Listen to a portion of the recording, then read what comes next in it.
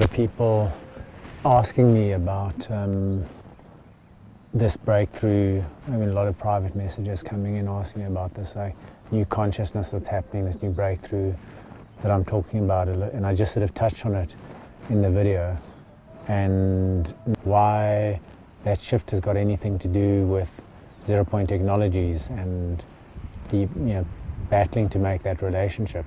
So I just wanted to talk a little bit about that, firstly starting off with this shift. So what I'm seeing in the world, and the more I hang around in the fringes and in places like Bali and here in Peru, is that as a species we're moving. We've had some gurus, some people that have broken through into this worldview of this connected world, and they've spoken to us about it. I mean, since I was in my 20s, I've been reading about it, and that we're all one, we're all connected, and that the only thing there is love. And despite all the spiritual practices and all the stuff I've done, I haven't really experienced that in its full form until 5 years ago, when I went through my own shattering and my own awakening, where I spent months, and I'm not going to go into the details of that here, but I spent months living in a place where I felt fully connected to everything. I felt connected to the mountains, the trees, the plants, the bushes, this incredible love, this bliss, connected to every human being, from a street person up to the wealthiest person, just seeing the divinity in everything and feeling that incredible love. And then coming back from that and going through this period of the dark night of the soul, this period of recovering, this period of actually working through my attachment to my own ego and my own identity, which is an ongoing process. It's still ongoing now. So I don't think this awakening is a once-off event for any human. It feels like the difference is that after the original shattering awakening, I've chosen to make my highest priority in my life awakening to that truth, to the truth of my being and who I am. And what I'm seeing in the world around me is that there's more and more people being called into this. More and more people being called into awakening into their hearts, into deep connection. More people unsatisfied with living lives of shallow or no connection, of no connection to themselves, no connection to each other, and no connection to the universe. Now, the truth is we're always connected. So it's a bit of an illusion that we're feeling not connected. But the other truth is that this fear-based ego system that we've been running since forever, the part of ourselves that takes the reality that we see through our senses, through our external senses, and takes that to be the truth. This 3D reality where there's a dangerous animal around the corner, or there's a tribe in another direction that might kill us, and that runs basically a program of separation, isolation, and fear. And this program was absolutely necessary for a period of time. It was necessary for us to have that program running. But as we move into this new consciousness, we're starting to shift. The dangers that I've experienced in the world are actually fairly limited. It's like, instead of being scared of the lion, I'm getting really pissed off and angry with my grandmother, or I'm scared that I'm not going to have enough money for my retirement in 35 years' time, or whatever those fears. It's like we've externalized these kind of real survival fears, and we're living in a world now that is not a survival-based world, and yet we're still running that old program. So more and more people are waking up to this, and more and more people are waking up to that program sucks. It doesn't feel good in our bodies, it doesn't feel good for us, and that there's another way of living. There's a way of living in abundance, in connection with everything, and in making love with the beloved within, making love with your own self, your own beloved, or the beloved without, either way, they both work, it's the same thing. So this new way of being, which is really a movement from the third chakra, which is where we've been for the last couple of thousand years in our evolution, this very strong chakra of individualization, power, force, etc., running from fear, moving into the heart chakra, which is the chakra of connection, the chakra where we can actually connect with everything, we can connect in everything. And as individual humans are breaking through, the collective is learning from that. So the collective is breaking through, the collective is moving into this new paradigm.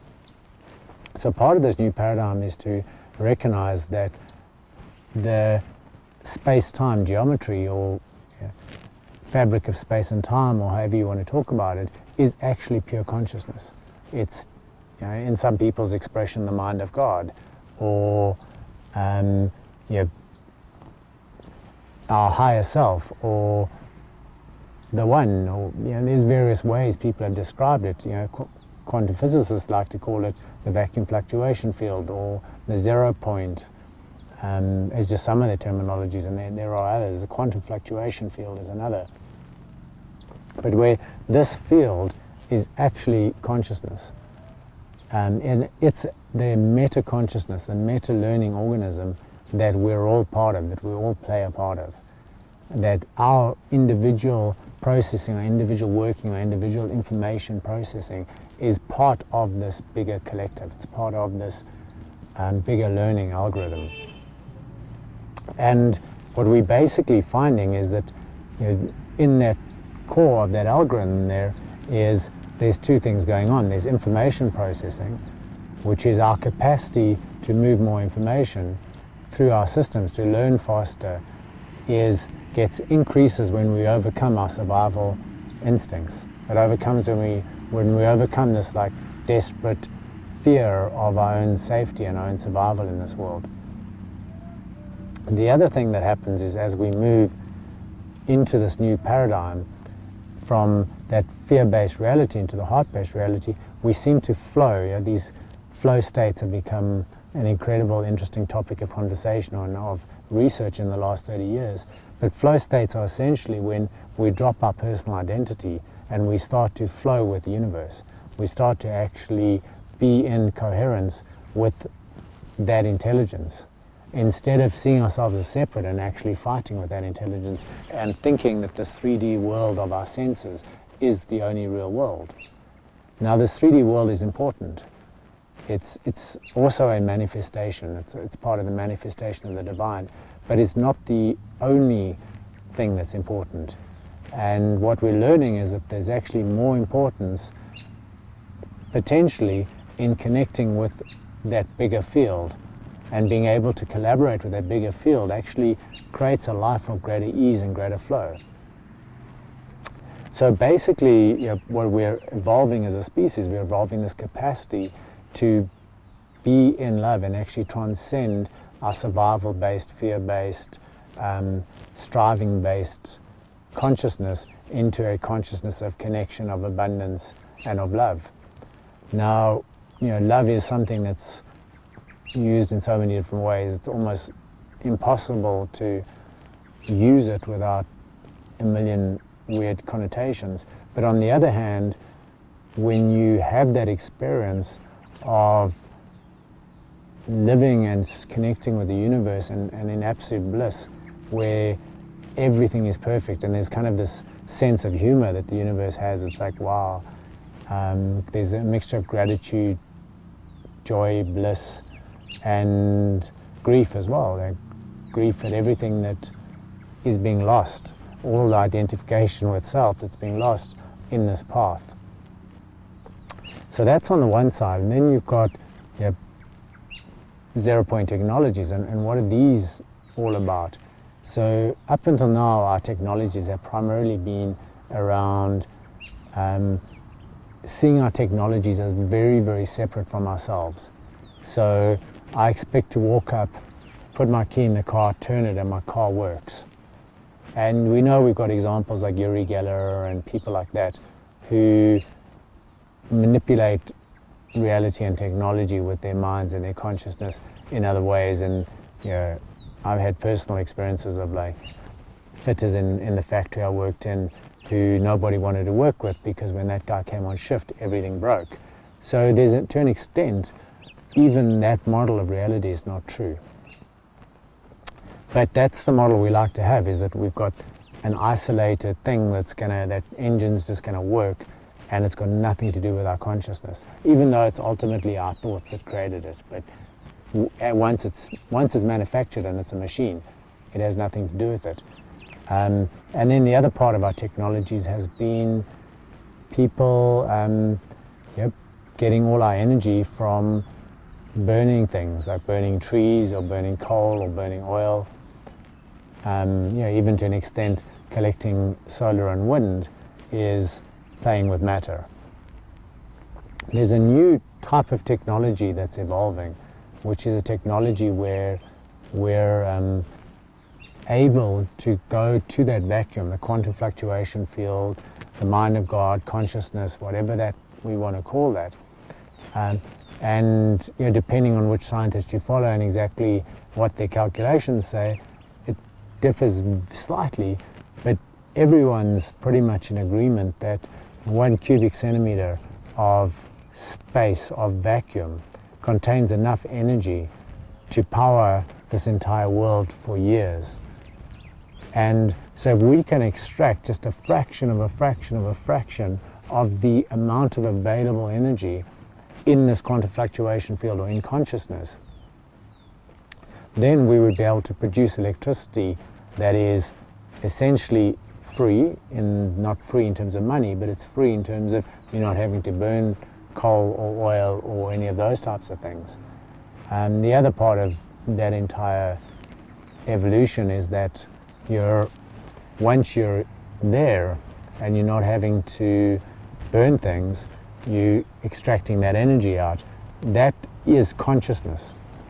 So these technologies don't work independently of consciousness. There's that famous example of nuclear fusion, where nuclear fusion has this weird phenomena, where nuclear fission is what we kind of know as our nuclear power stations that we have today. And nuclear fusion is more the way the sun works, where you're bringing particles together and creating new material instead of taking something and breaking it up.